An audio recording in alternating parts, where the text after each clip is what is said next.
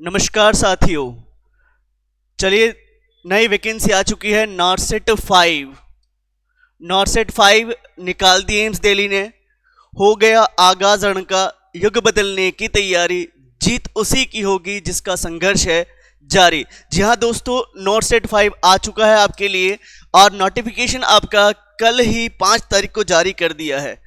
देखिएगा guys, BSc nursing जिन्होंने पास कर ली है वो एलिजिबल है जिनका आरएनसी का रजिस्ट्रेशन आ चुका है।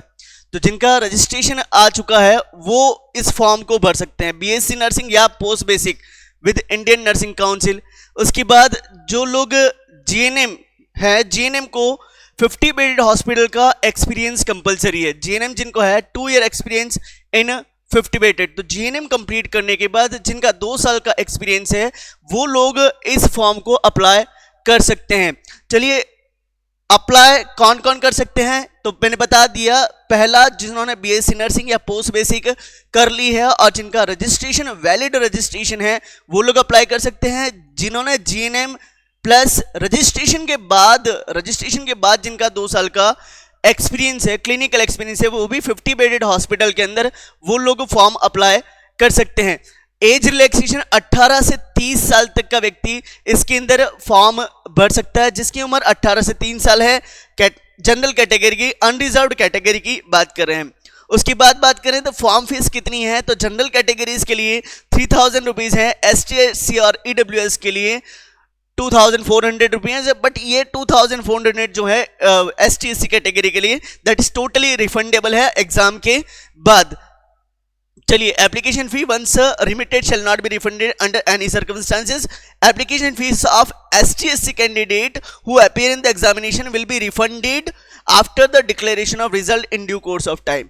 तो जो आपका रिजल्ट डिक्लेयर होगा उसके बाद ST/SC की फीस रिफंडेबल है, बाकी की फीस जो है वो रिफंडेबल नहीं है। चलिए गाइस, सबसे इंपॉर्टेंट बात है वो है एग्जाम की डेट, और एग्जाम की जो डेट है नॉर्सेट प्रीलिम्स की वो 17 सितंबर 2023 सैटरडे को है।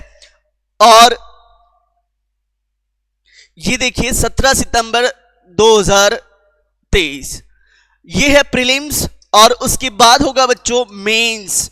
जो लोग इसमें क्लियर करेंगे उनके बाद 7 अक्टूबर, जस्ट उसके 20 दिन बाद, करीब 20 डेज 20 दिन बाद, और 17 सितंबर में अभी लगभग 40 दिन।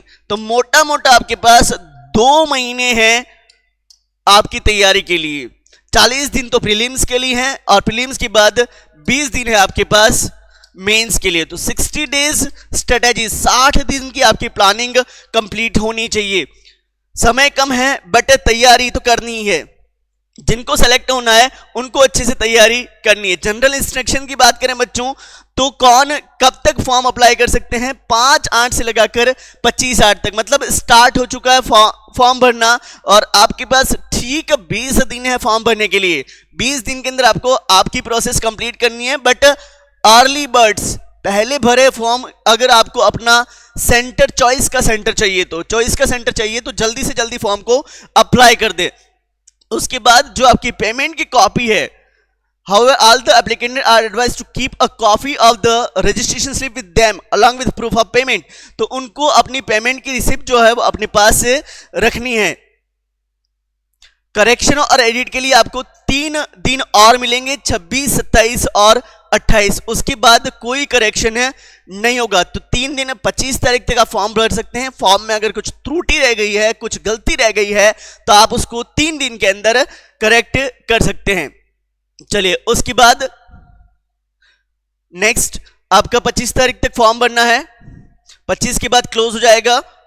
और उसके बाद जो ध्यान रखनी है अपलोड इमेज वगैरह, तो वो इंस्ट्रक्शन में इमेज भी ध्यान रखिए। एज रिलैक्सेशन में याद रखना, एज रिलैक्सेशन केवल और केवल एक तो कैटेगरीज कैंडिडेट को है और एक सेंट्रल गवर्नमेंट एम्प्लॉइज को है। स्टेट गवर्नमेंट एम्प्लॉइज को एज रिलैक्सेशन नहीं है।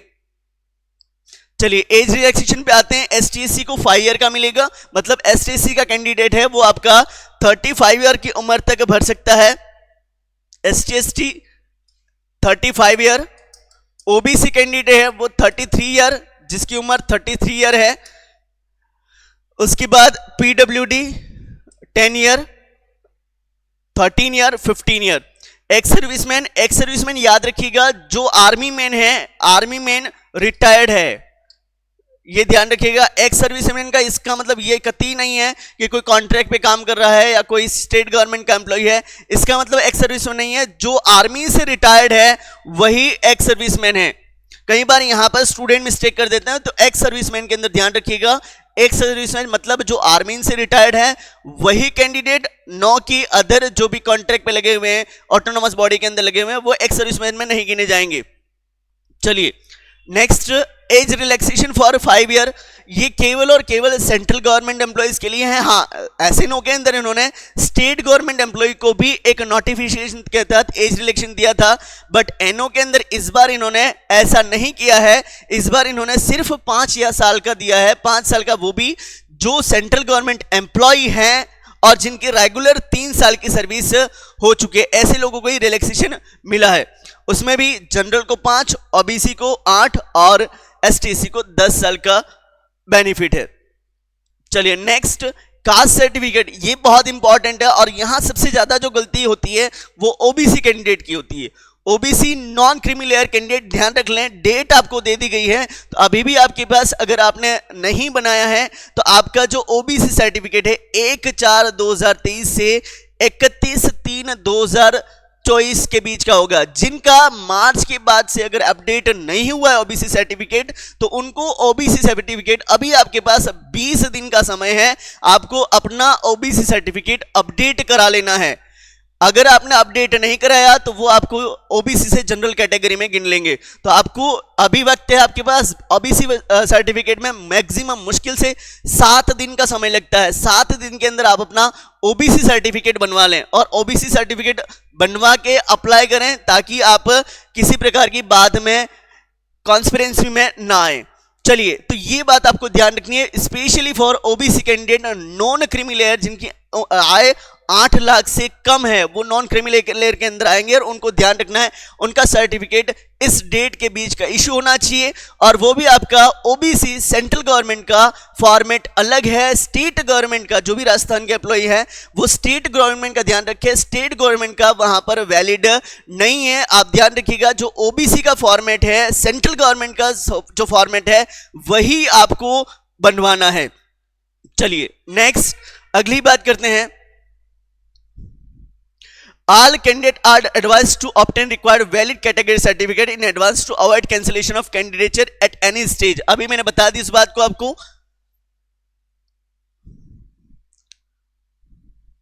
चलिए अब बात करते हैं पैटर्न ऑफ एग्जाम। तो पैटर्न एग्जाम जो होगा वो आपका टोटली ऑनलाइन होगा, प्रीलिम्स भी ऑनलाइन होगा और मेंस भी ऑनलाइन होगा। इस बार इन्होंने जो किया है वो क्या किया है, इस बार एग्जाम को बच्चों 2 पैटर्न में कर दिया, प्रीलिम्स एंड मेंस। प्रीलिम बिल्कुल आपका एमसीक्यू बेस्ड और सिंपल होगा, मेंस जो आपका होगा वो क्लिनिकल सिनारियो बेस्ड होगा। दैट मीन्स कहीं ना कहीं वो आपके एक्सपीरियंस को यूटिलाइज करना चाह रहे हैं, तो और बिल्कुल ऑनलाइन होगा, कंप्यूटर बेस्ड एग्जाम होगा। चलिए, it is assume that you are in position of all required certificate to submit your eligibility. तो आपके पास जिस दिन आप फॉर्म सबमिट कर रहे हैं, मतलब आप 5 तारीख स्टार्ट डेट है, तो 5 तारीख से पहले आपका 2 साल का एक्सपीरियंस हो जाना चाहिए, आपके सर्टिफिकेट सारे अपडेट रहना चाहिए और 5 तारीख से पहले ही आपका रजिस्ट्रेशन भी होना चाहिए। 5 तारीख के बाद का रजिस्ट्रेशन है तो आप एलिजिबल नहीं होंगे, तो आपका सर्टिफिकेट जो है वो आपका कंप्लीट होना चाहिए। और दूसरी बात, जो सेंट्रल गवर्नमेंट एम्प्लॉय हैं उनको एनओसी सर्टिफिकेट, जो दूसरे एम्स में काम कर रहे हैं उनको एनओसी सर्टिफिकेट चाहिए, लेकिन जो स्टेट गवर्नमेंट के अंदर है, राजस्थान गवर्नमेंट के जो एम्प्लॉय है उनको एनओसी की जरूरत नहीं है, क्योंकि एग्जाम, हाँ वो जब ज्वाइन करेंगे तब उनको एनओसी की जरूरत है। जब एग्जाम के लिए किसी प्रकार के एनओसी की जरूरत स्टेट गवर्नमेंट एम्प्लॉय को नहीं है, हाँ बाद में जब आप ज्वाइनिंग करने जाएंगे तब आपको एनओसी लेनी पड़ेगी। चलिए नेक्स्ट, अगली बात करते हैं। अब आ जाते हैं पैटर्न ऑफ एग्जाम के अंदर। पैटर्न ऑफ एग्जाम बहुत इंपॉर्टेंट, प्रीलिम्स और मेंस 2 कैटेगरी कर दी है बच्चों। यहां पर आपको ध्यान रखना है, जो लोग प्रीलिम्स क्वालिफाई करेंगे वही मेंस में जाएंगे। प्रीलिम्स के लिए आपको पहले प्रीलिम्स को पक्का करना है और जो प्रीलिम्स की तैयारी करेंगे वही आगे जाकर मेंस। तो आपको दोनों स्टेज के एग्जाम की तैयारी को साथ लेके चलना है, क्योंकि प्रीलिम्स और मेंस के बीच जो ड्यूरेशन है मात्र 20 दिन है, केवल 20 दिन है। तो अपनी तैयारी को स्ट्रांग आज से ही चालू कर देना है। पैटर्न ऑफ एग्जाम दोनों ही प्रीलिम्स और मेंस दोनों ही एमसीक्यू बेस्ड है, और हम शुरू से जान रहे हैं कि नॉर्थ सेट जब भी आया है कुछ ना कुछ नया लेके आया है। तो नॉर्थ सेट में हर बार कुछ ना कुछ पैटर्न के अंदर चेंज हुआ, हर नॉर्थ सेट में आपने कुछ ना कुछ चेंजेस जरूर देखे होंगे। इस बार उन्होंने जो नॉर्थ सेट अभी आया उससे पहले 4 के अंदर उन्होंने सारे क्वेश्चन क्लिनिकल सिनारियो बेस्ड डाले थे। तो क्लिनिकल सिनारियो बेस्ड के अंदर आपके नॉलेज के साथ साथ आपके टाइमिंग को भी चेक किया जाएगा, क्योंकि 90 मिनट के अंदर आपको 100 क्वेश्चन सॉल्व करने हैं। मतलब एक क्वेश्चन आपको 1 मिनट से भी कम में करना है। 50 सेकंड का क्वेश्चन होगा, बड़ा क्वेश्चन होगा, पढ़ना होगा, उसके आंसर को भी समझना। तो टाइम मैनेजमेंट बहुत जरूरी है बच्चों। तो यहां जो खेल रहने वाला है सीबीटी के अंदर वो आपके टाइम मैनेजमेंट का भी रहने वाला है। तो गाइस ज्यादा से ज्यादा टेस्ट सीरीज अटेम्प्ट करें, ज्यादा से ज्यादा एमसीक्यू को सॉल्व करें, क्योंकि टेस्ट सीरीज जितना दोगे उतना ही आपका टाइम मैनेजमेंट बहुत अच्छा रहने वाला है। टाइम मैनेजमेंट सीखना जरूरी है। चलिए, तो पहला है आपका प्रीलिम्स स्टेज 1, उसके बाद है आपका स्टेज 2। स्टेज 1 में भी आपके 100 क्वेश्चन होने वाले हैं 90 मिनट के अंदर, और उसमें भी नेगेटिव मार्किंग है, और स्टेज 2 में भी नेगेटिव मार्किंग है। तो यहां याद रखिएगा क्वालिफाइंग एग्जाम भी मैं बता रहा हूं, क्वालिफाइंग मार्क्स भी। तो ये देख लीजिएगा आपका प्रीलिम्स और मेंस। प्रीलिम्स में आपके 80 क्वेश्चन का आपके सब्जेक्ट मैटर के रहेंगे, 20 क्वेश्चन जो रहेंगे बच्चों वो आपके किसके रहेंगे, वो आपके जनरल एप्टीट्यूड के रहेंगे। जनरल नॉलेज एंड एप्टीट्यूड के आपके 20 क्वेश्चन रहने वाले हैं, और 80 क्वेश्चन जो है वो आपके सिलेबस बेस्ड, नर्सिंग के सिलेबस बेस्ड रहने वाले हैं, और वो बहुत सिंपल रहने वाले, बहुत ज्यादा हार्ड नहीं रहने वाले हैं।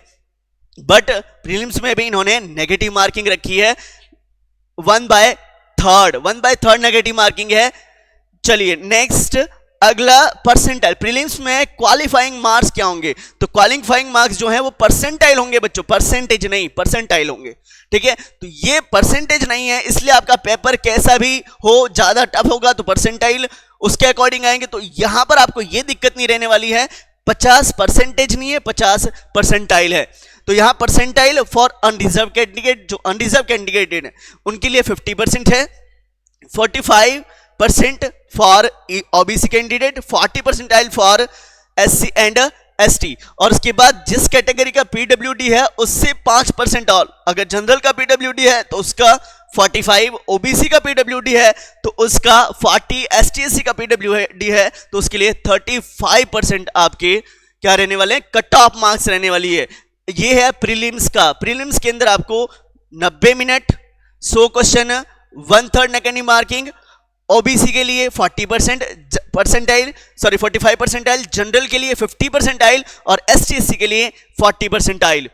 चलिए, उसके बाद आपको याद रखना है मेंस एग्जाम और स्टेज सेकंड के अंदर, मेंस के अंदर 5 टाइम्स जितनी वैकेंसी है, अगर सपोज करिएगा 3000 वैकेंसी है तो कितने कैंडिडेट निकालेंगे, प्रीलिम्स के अंदर 15000 कैंडिडेट को निकालेंगे। और हमको पता है एक साल में लगभग एक बार में 1 से 1.25 लाख फॉर्म आते हैं। 1 लाख से लगाकर 1,25,000 के बीच आएंगे, 25,000 के बीच फॉर्म आएंगे, और उसमें से 15,000 कैंडिडेट जो है वो क्वालिफाई करने वाले हैं। लगभग बता रहा हूं मैं 3 से 4,000 वैकेंसी एवरेज रहती है, तो आपके 15,000 कैंडिडेट जो है वो एवरेज प्रीलिम्स के अंदर निकलने वाले। 15 से 20, अगर 4,000 वैकेंसी रहती है तो 20,000 रहेंगे, 3,000 वैकेंसी रहती है तो 5,000। तो आपका लगभग जो है 15,000 से लगाकर 20,000 के बीच कैंडिडेट जो है वो प्रीलिम्स के अंदर क्वालिफाई करने वाले हैं, और उसमें से भी फिर आपका लगभग 3 से 4,000 के बीच अगर वैकेंसी रहती तो उतने फिर आपके मेंस में निकलने वाले हैं। तो हर एक कैंडिडेट पे 5 कैंडिडेट पे 1 कैंडिडेट लिया जाना है। चलिए, तो ये बात हुई आपकी एग्जाम्स की। तो ये बेसिक बात है, आपको पता होना चाहिए। 100 मार्क्स का क्वेश्चन रहेगा, बिल्कुल अल्टरनेटिव रहेगा।